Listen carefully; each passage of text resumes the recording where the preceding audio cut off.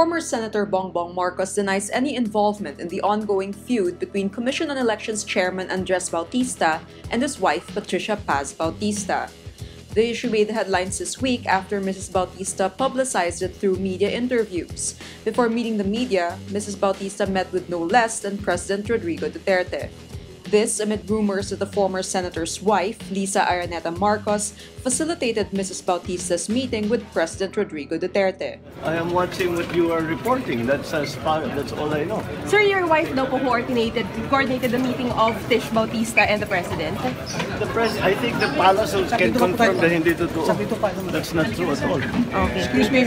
Ba't kami makikialam sa mag-asawa? Mrs. Bautista accuses the poll chief of amassing 1 billion pesos in ill-gotten wealth. The COMELEC chairman denied his wife's allegations and filed robbery and extortion charges against her. Former Interior Secretary Mar Roxas on Wednesday says he is disappointed with President Rodrigo Duterte's decision to dissolve the Negros Island region. Roxas, who also has Negrense roots, spearheaded efforts to create the region during the Aquino administration. His mother, JUDY Araneta Roxas, is from BAGO City, Negros Occidental. Roxas, in a Facebook post, says, quote, "I am disappointed that the Negros Island region did not proceed. There would have been a lot of benefits if it pushed through." Local officials from Negros Oriental and Negros Occidental previously said the creation of the NIR would make it easier for both government workers and citizens to access government offices and services. The new EO reverts the provinces of Negros Occidental to Western Visayas and Negros Oriental to Central Visayas. Duterte cited the lack of funds for signing an executive order revoking an earlier EO by former President Benigno Aquino. Aquino's EO number 138 created the NIR. Roxas was Interior Secretary when the NIR was created. This is the first time Roxas publicly comments on the Duterte decision since losing the 2016 presidential elections. At least 5 senators have links to the alleged middleman in the 6.4 billion peso shipment of shabu from China. Kenneth Dong was a campaign donor of Senator Joel Villanueva in the 2016 elections, while Senate President Pro Tempore Ralph Recto and Senators Risa Hontiveros, Mig Zubiri, and Kiko Pangilinan were his wedding sponsors in 2013. Dong is a supposed link to Richard Tan, the alleged importer of some 604 kilos of illegal drugs from China to Manila. Villanueva, Zubiri, Hontiveros, and Pangilinan admit knowing Dong, with Zubiri calling him a friend, but all deny knowing his involvement in illegal drugs. Villanueva admits getting campaign contributions from Dong, but says he never personally interacted with him. Hontiveros also says she received campaign contributions from Dong, but she says she knew Dong as a legitimate businessman.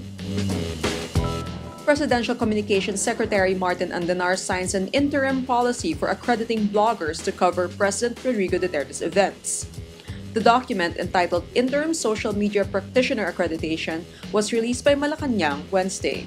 It states that accreditation may be given to any Filipino citizen who is at least 18 years old and has at least 5,000 followers at any social media platform. The policy covers only bloggers who generate news and information regarding the activities of the president. Bloggers or social media personalities who want to cover presidential events have to apply for accreditation at the Social Media Office, headed by Assistant Secretary Mocha Uson. Uson is a prominent online Duterte defender. The interim policy is to be given a test run for 6 months and will be monitored by Uson. Accreditation given to a blogger may be withdrawn, cancelled, or suspended for abuse of rights and privileges extended by PCOO and improper use of the accreditation. United States President Donald Trump on Tuesday warns North Korea that it faces fire and fury over its missile program.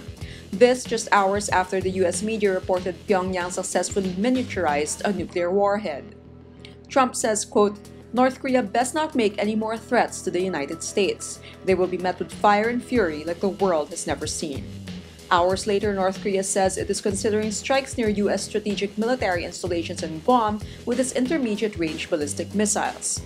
It is not immediately clear if the threat was in response to Trump's statements.